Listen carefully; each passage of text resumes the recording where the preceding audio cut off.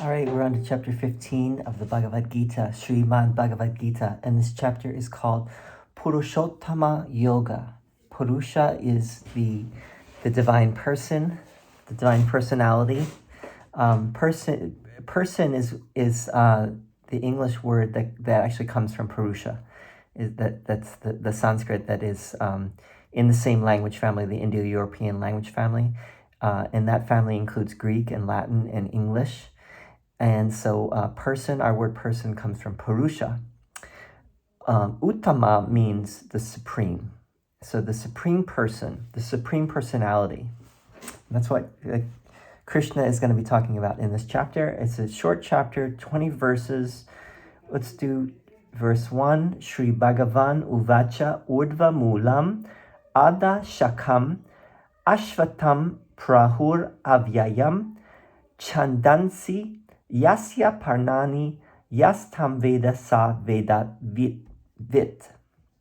The Blessed Lord said, Krishna said, they, the wise, speak of the indestructible peepal tree with its roots above and branches below, whose leaves are the meters or hymns. He who knows it is a knower of the Vedas. So the Vedas are the ancient scriptures of India, the most ancient scriptures. And they include the Rig, the four Vedas, Rig, Sama, Yajur, and Atharva Vedas. Actually, Krishna only mentioned 3 in the Bhagavad Gita, so I'm not sure if there was a 4th at this point. But in any case, the leaves of the tree are the chandas, the meters or hymns of the Vedas. So the people is the fig tree. From what this says, is a fig tree. A peepal tree is a fig tree.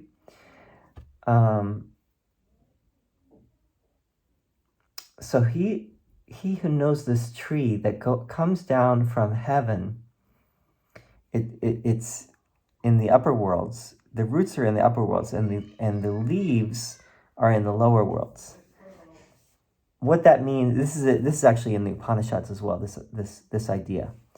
What this means is beyond the scope of what we're going to do right now, but let's just try to get the general gist of it.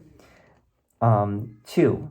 Adash chordvam prasritas tasya shaka guna pravridda vishaya pravalaha adash cha mulani anusantatani karmanubandini manusha loke. Its branches spread below and above, nourished by the gunas. Remember the 3 gunas. Sattva, Rajas, and Tamas was talked about in the last chapter. The last chapter was called Gunatraya Vibhaga Yoga. And so Krishna talked all about the gunas. Its buds are sense objects, and its roots stretch forth below in the world of men, originating action. So actually, the roots of the tree are below. In the Upanishads, there's a slightly different image given. So its branches spread below and above are nourished by the gunas. Its buds are sense objects, and its roots stretch forth below in the world of men, originating action. Someone who is a scholar of this and who really knows this would have to really explain the imagery here and what this, what is behind it, and I believe that this is part of the Sankhya philosophy, if I'm not mistaken. 3. Na rupam asyeha tato palabhyate nanto na chatir na cha sampratishta ashvatam enam su viruddha mulam asanga shastrena dridena chitva. Its form is not perceived here as such, nor its end, origin, foundation, or resting place, having cut asunder this firmly rooted peepal tree with a strong axe of non-attachment.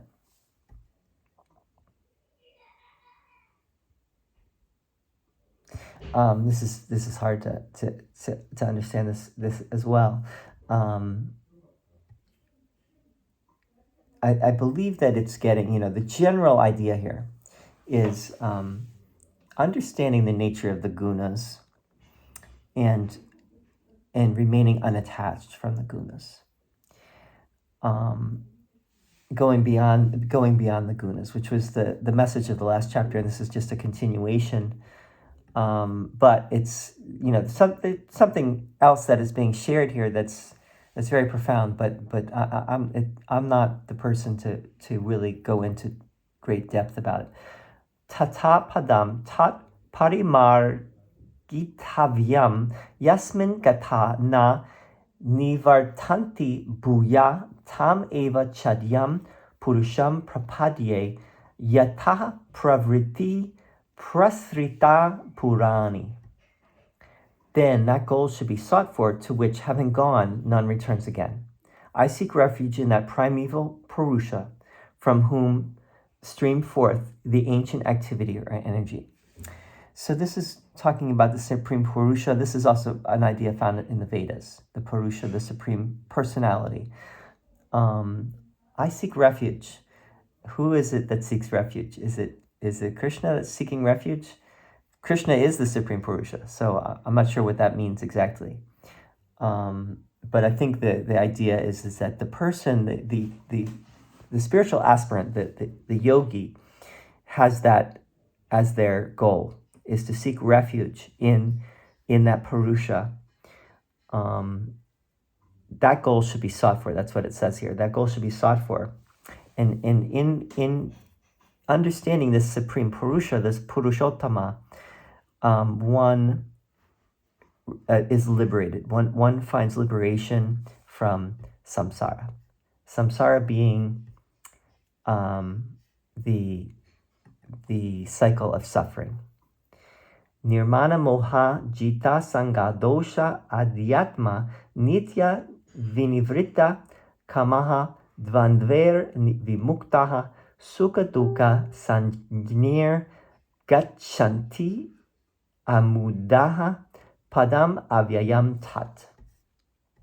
Free from pride and delusion, victorious over the evil of attachment, dwelling constantly in the self, their desires having completely turned away, freed from the pairs of opposites known as pleasure and pain, they, the undiluted, reach the eternal goal. This is once again a recapitulation of what Krishna has already been sharing throughout. You go beyond the aspirant, must go beyond pride, must go beyond delusion, must release all attachments, be steadfast in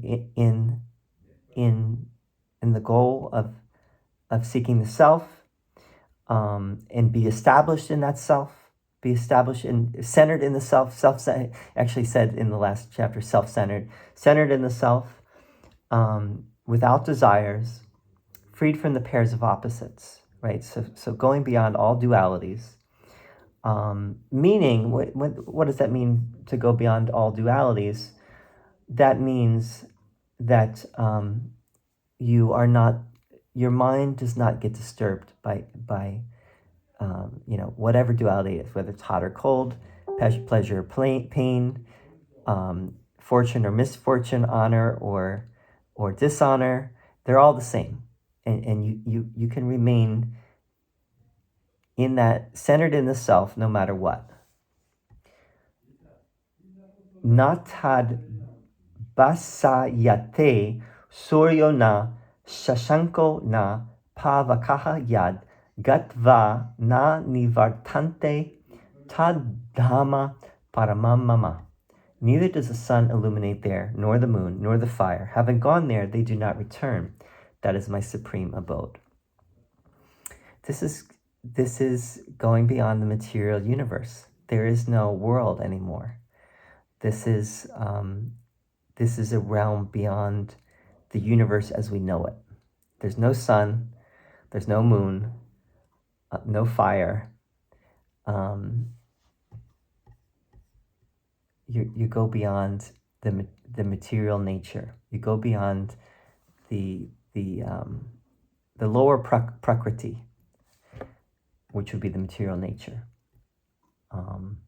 That is Krishna's supreme abode. Mamai vansho jiva loke jiva bhuta sanatana mana shashtanidriyani prakritistani karshati.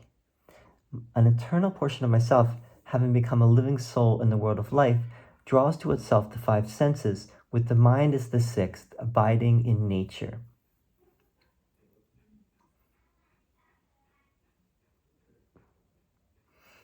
I think the idea here is that somehow Krishna, the Supreme Personality, the Absolute, he is beyond the world, and somehow he partakes of the world, right? Somehow he becomes manifest in Prakriti, and this is it's a paradox, it's a mystery,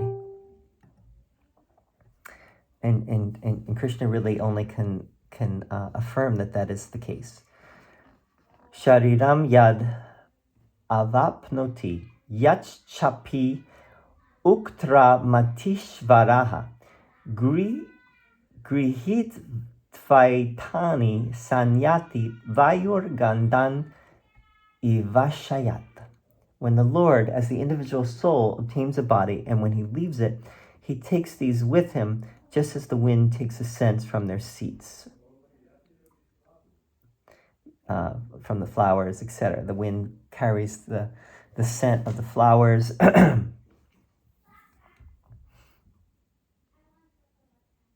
So the Lord can take a body. This is, Krishna has said this before. He is in a body.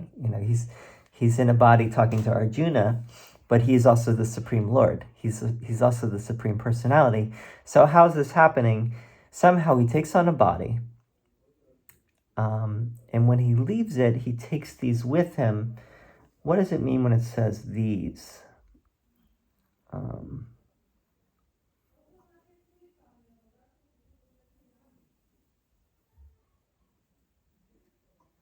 not sure exactly, but maybe it'll explain as we go further. Verse 9, Shrotram chakshu sparshanam cha rasanam granam eva cha adishtaya manaschayam vishayan upasevate. Presiding over the ears, eyes, touch, taste, smell, and mind. Those are the five senses plus mind, which is the sixth. It enjoys the objects of the senses. So it is presiding over the senses, and it is the enjoyer. It is the inner controller, or the inner, the one that truly is the captain of the ship. I mean, ultimately, this is talking about the soul, right? This is talking about the Atman, the soul that dwells in the body, so to speak. 10, verse 10. Uktra mantam stitam vapi bunjanam va gunanvitam vimuda nanu pashyanti jnana chakshushaha. The deluded do not see him who departs, slays, and enjoys, but those who possess the eye of knowledge behold him. So let's read that again. The deluded do not see him who departs, stays, and enjoys, but those who possess the eye of knowledge behold him. The eye of knowledge here is jnana chakshusha. Those who possess the eyes of knowledge, the jnana. Now, remember that in chapter 11, Arjuna beheld Krishna's divine form, his cosmic form, because Krishna gave him divya chakshus. He gave him divine eyes to see his divine form. I think this is saying something very similar, which is that you need this inner knowing. You understand this. The yogi understands this through an inner knowing, inner process of knowing. But those who are deluded, who are not yet awake enough to understand, they don't see it, right? But the yogi, or the true aspirant, again, true aspirant can be anyone in any place in any time. It doesn't have to be a yogi per se, but they can see. They are in touch with this inner teacher, or this inner, you could say the inner guru, the inner master of the ship, the captain of the ship. 11. Yatanto yoginas chainam pasyantyatmanyavastitam yatanto pi akritatmano nainam pasyantyachetasaha. The yogi striving for perfection behold him dwelling in the self, but the unrefined and unintelligent, even though striving, do not see him. So it's kind of a recap of the last, recapitulation of the last shloka. The yogis will see him.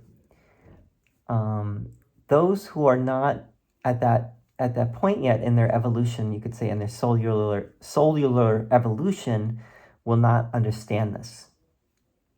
Even if they're making an effort, they will not understand yet. That's a little bit of interpretation there, but I believe that there's a case to be made along those lines. 12.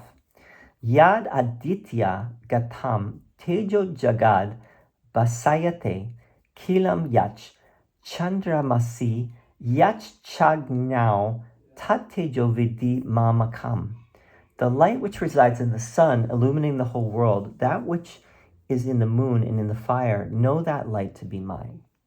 So we see, these things all appear to be different. The sun, the moon, the fire, but the light is the same. It's coming from the same place, and it's a light beyond this world. I think that's an important thing to keep in mind. It's not of this world. It is a divine light that permeates everything and gives power to everything.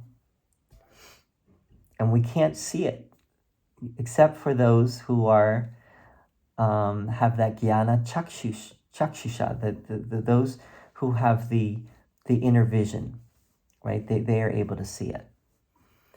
Gam avisya cha bhutani darayami aham ojasa pushnami chakshadihi sarvaha somo bhutva rasatmakaha. Permeating the earth, I support all beings with my energy, and having become the watery moon, I nourish all herbs. I'm not sure if we need to go into that too deeply. We're gonna go on. Again, it's just saying the same thing. The Krishna his energy is behind everything. Aham Vaishvanaro Bhutva Praninam Deham Ashritaha Pranapana Samayukta Pacham Yanam Chaturvidam. Having become the fire Vaishvanara, I abide in the bodies of living beings, and associated with the prana and the apana, digest the fourfold food. So prana and apana are these two pranic energies, pranic forces. And Krishna is basically saying that he is in the body, so to speak, and he is the one who is giving life to it. He is the one, again, remember the Atman, the idea of the Atman, which is the soul, that somehow gives energy or life to live it, to material nature. It's not them, it's themselves, it's not material nature itself that has life. It is the soul or the spirit or Krishna, however you want to call it. Sarvasya chaham hridi sanivishto mata smritir gyanam apohanam cha vaidaish cha sarver aham eva vedyo vedanta krid veda vid eva chaham. And I am seated in the hearts of all. From me come memory and knowledge, as well as their absence. I am verily that which has to be known by all the Vedas. I am indeed the author of the Vedanta and the knower of the Vedas. He's the author of the Vedanta. So this is interesting because Vedanta, all of a sudden this term Vedanta is here. I always thought that the idea of Vedanta came later, but it's actually right here. Vedanta Krit, he's the author of the Vedas, and he's the Vedavid, he's the knower of the meaning of the Vedas. He's in the hearts of all, right? Seated in the hearts of all.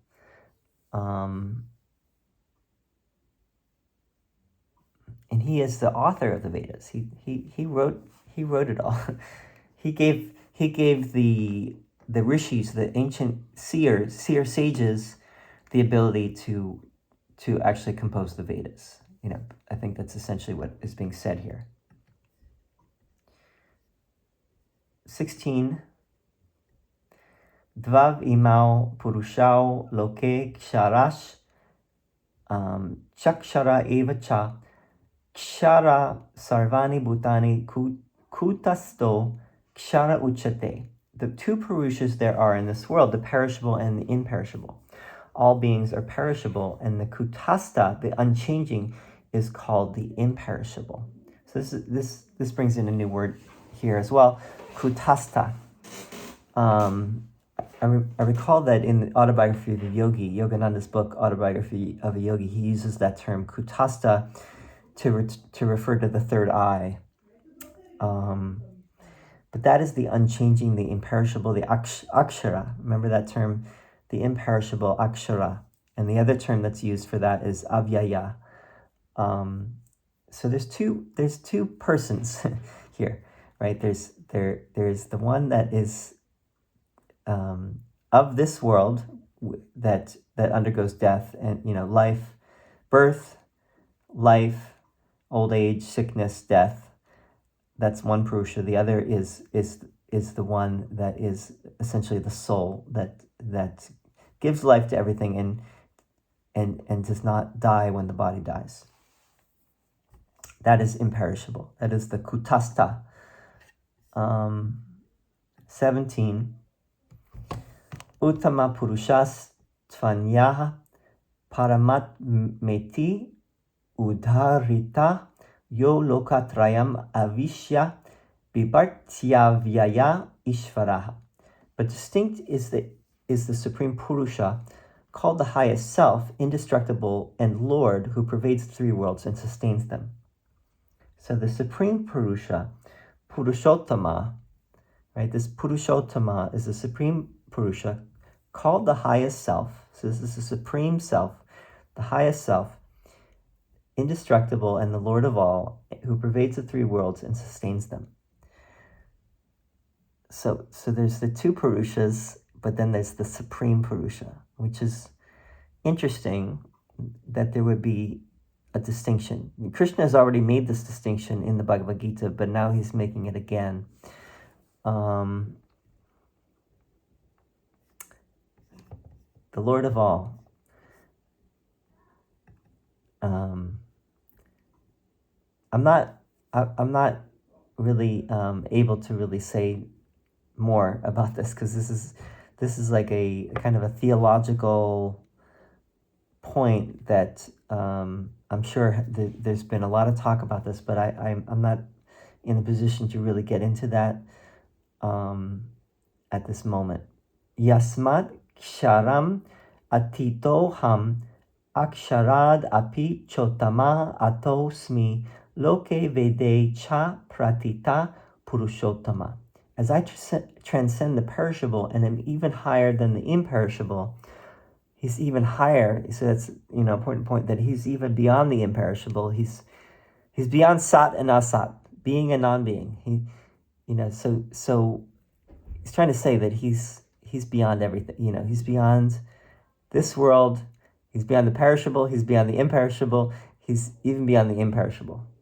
I am declared to be the highest Purusha in the world and in the Vedas. So everything is pointing to Krishna as the supreme. I think that's the message here. 19. Yomam evam asamuto janati purushottamam sa sarvavid bhajati mam sarva bhavena bharata. He who undiluted knows me as the highest Purusha, he knowing all, worships me with his whole being. Actually, it says whole heart. He worships me sarva bhavena, with one's whole being, O Arjuna. He worships me with his whole being. In the Bible it says, Ve'ahavta et Adonai Elohecha b'chol levavcha b'chol nafshecha u'v'chol meidecha. You should love the Lord your God with all your heart, with all your soul, and with all your might. I think this is the same idea right here. Of course, is Krishna the same as that divine being that is talked about in the Bible? That's a very important question. I don't think we're gonna get there right now, but iti guyatamam shastram idam uktam maya naga etad budva buddhiman syat krita kritascha bharata. Remember, Bharata is another name for Arjuna, son of Bharat. Thus I have imparted to you this most secret science. Another term, by the way, for Arjuna is anagha, which means the sinless one. And that's used here too. Guya tamam, the most secret. I have imparted to you this most secret shastram. This most secret shastra I have imparted to you, or science. By knowing this, one becomes wise and all their duties are accomplished, O Arjuna.